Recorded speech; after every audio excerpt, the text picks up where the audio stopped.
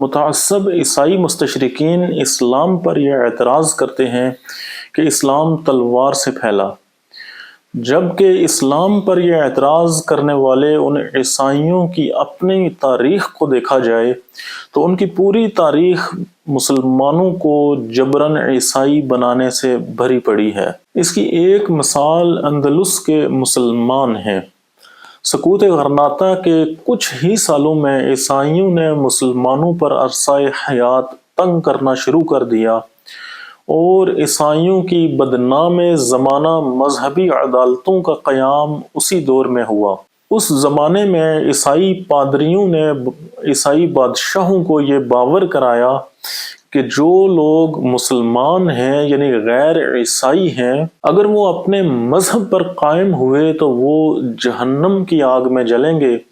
لہٰذا انہیں جبراً عیسائی بنانے میں کوئی قباحت نہیں۔ چنانچہ عیسائی بادشاہ کی طرف سے مسلمانوں کو جبراً عیسائی بنانے کی اجازت دے دی گئی۔ اس کے نتیجے میں مذہبی عدالتیں قائم کی گئیں اور مسلمانوں پر عرصہ حیات اس قدر تنگ کر دیا گیا کہ ان کے پاس دو ہی راستے بچے، یا تو وہ عیسائیت اختیار کر لیں یا وہ جلا وطن ہو جائیں۔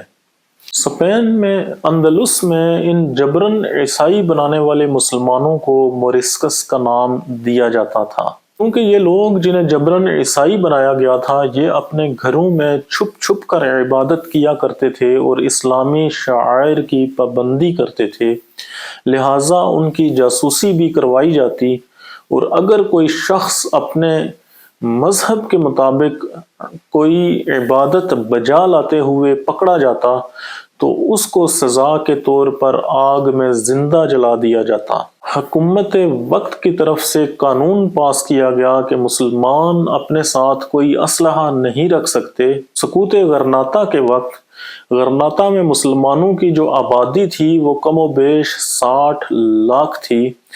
اور ان میں سے 2 لاکھ کے قریب مسلمان غرناطہ شہر میں آباد تھے۔ جب ان مسلمانوں کو جبراً عیسائی بنانے کی یہ تحریک شروع کی گئی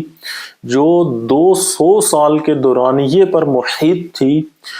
تو اس تحریک کے نتیجے میں 200 سال کے اندر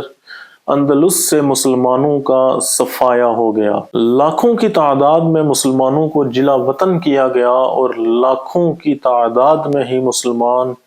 جبراً عیسائی بنا دیے گئے۔ یہ اس عیسائیت کی تاریخ ہے جو اپنے گریبان میں نہیں جھانکتی،